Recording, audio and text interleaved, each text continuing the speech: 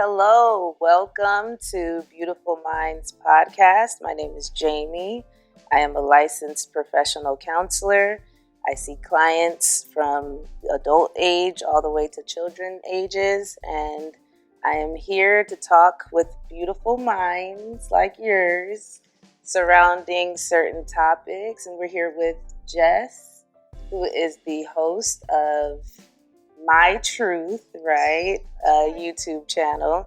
And so I'm excited to talk with you today.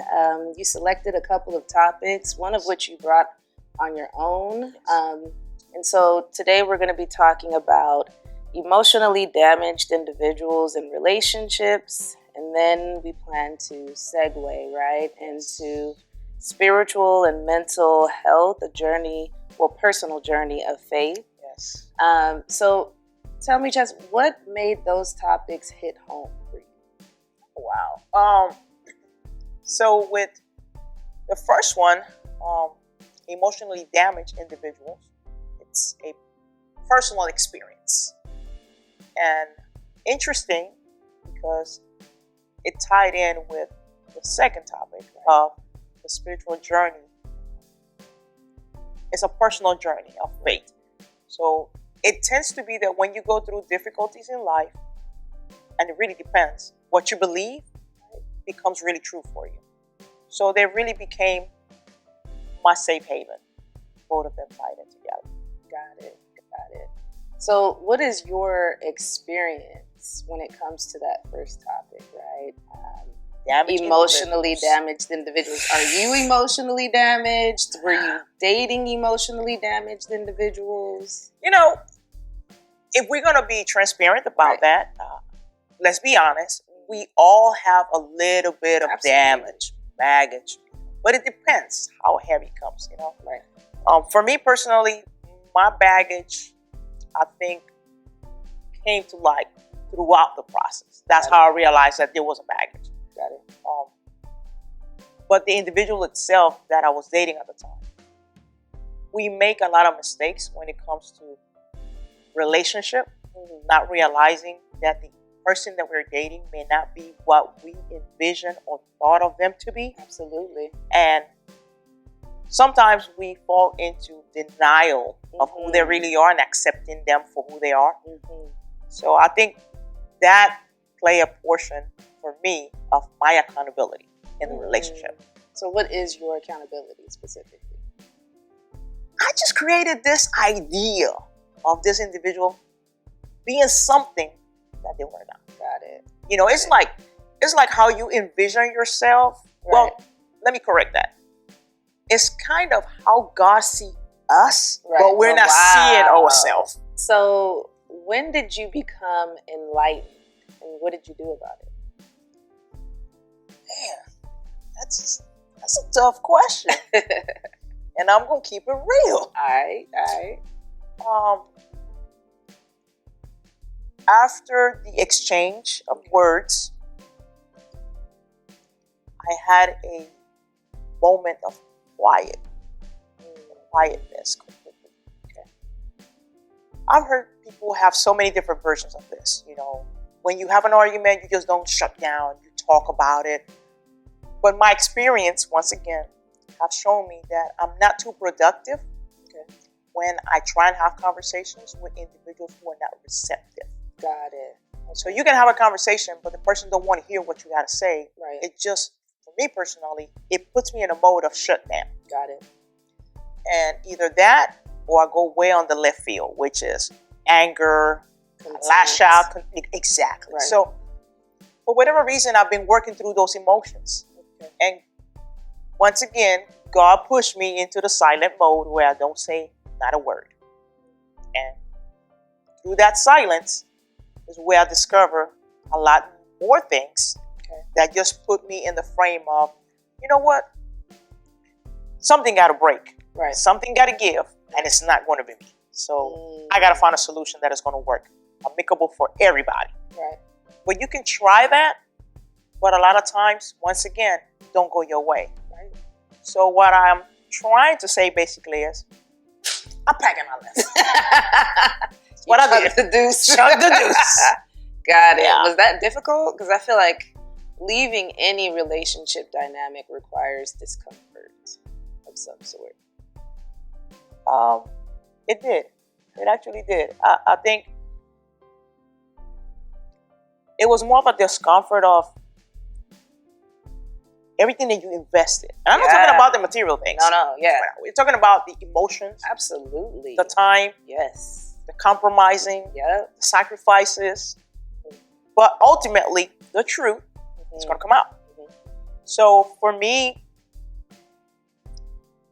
I had to find a way to break out of it without breaking myself. Absolutely. Through the process. Absolutely. So yeah, it was a discomfort, a lot of anger, crying, pain. Don't talk about the pain. Don't get me started on the pain. Don't get me started on the pain. Yeah, pain. You put up a good front. That's what everybody says. Everybody sees me and say, man, nothing bothers you. I say, not really. It's just that I have got to a point where I don't have the luxury anymore of just letting things break me down to the point where I cannot get back up. Right. So I got to know when to walk away. And that's the hardest part. That's the only thing that's within your control. Yes. Well. Yeah. Yes.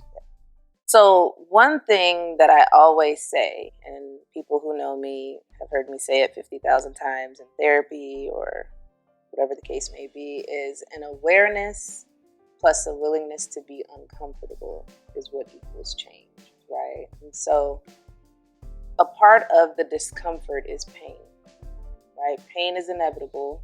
As long as we are living, breathing beings, we can, expect to experience emotional pain, right? Yes. Pain also comes with messages, right? Most people avoid, they'll run, they'll engage in maladaptive behaviors so that they don't have to sit in the discomfort of the pain long enough to get the messages, right? And so you said that you had a period of sitting. Yes. So what messages came with the pain? It's interesting because in my past, I did not do the sitting. I did the whole, what this culture now is embracing, one nail takes out another nail. Nobody wants to do the work. Right. So it kind of brings us into that whole, everybody want everything microwave because they don't want to do the self-awareness, be a better individual. Or I do, but it's only a 50% work that I'm doing. I still have not tapped into the root of the issue. Got it. So the way it happened this time around for me, I personally say it has nothing to do with me. It was all divine.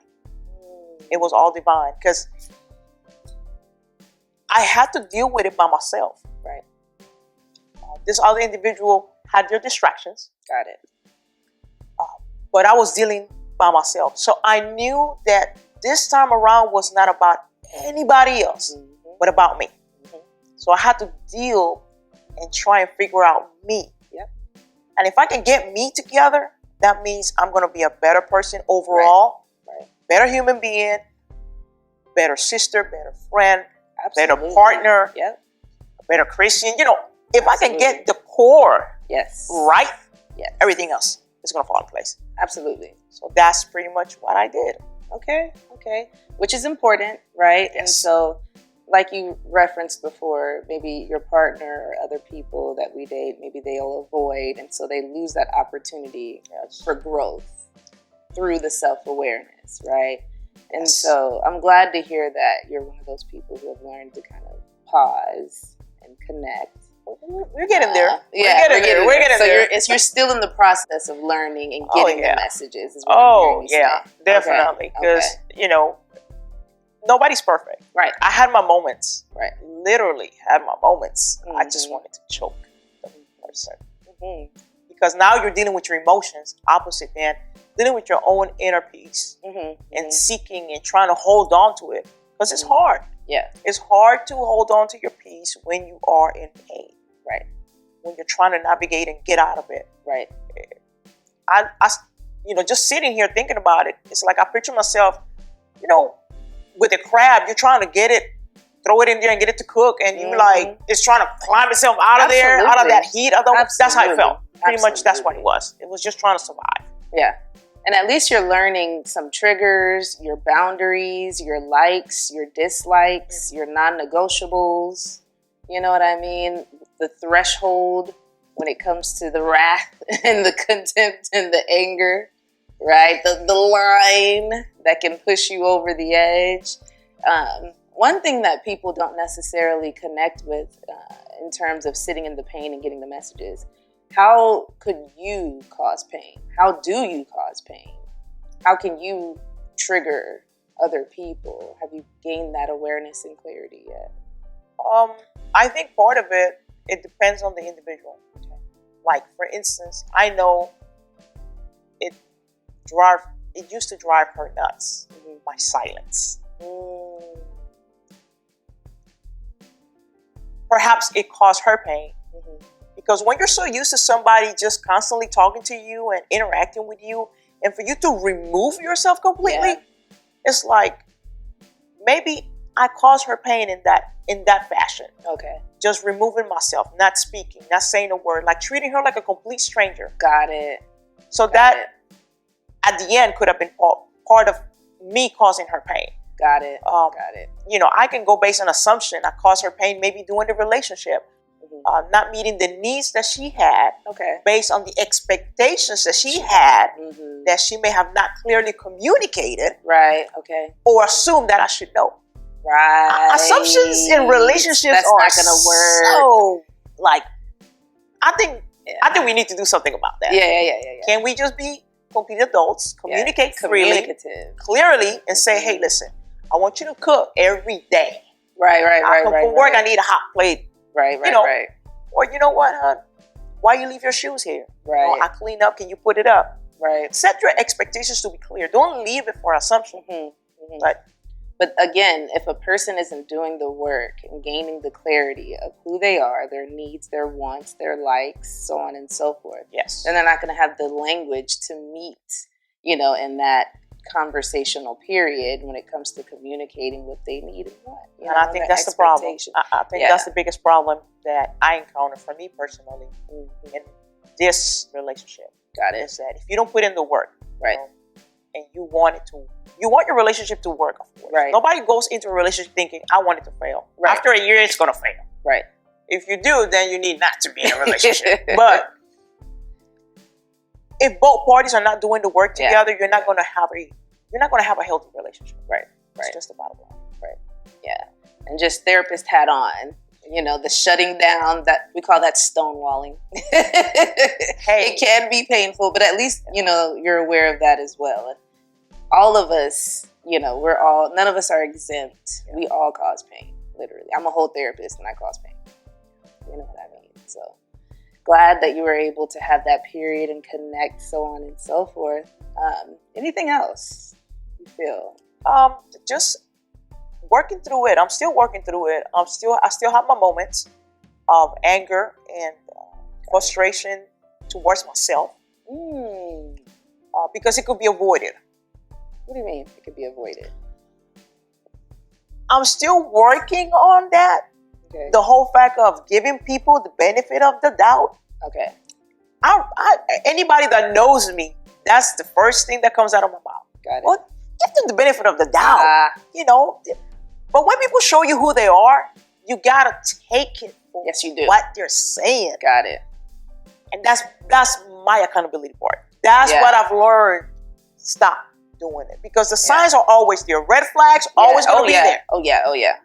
But for me, which I'm sure a lot of us do, we see them, but we say, well, maybe not with me, I'm different, Let me just love them through it. Exactly. Exactly. And before you know it, they're really telling you, like, I'm selfish. Right. I'm self-centered. Yes. It's all about me. Yes.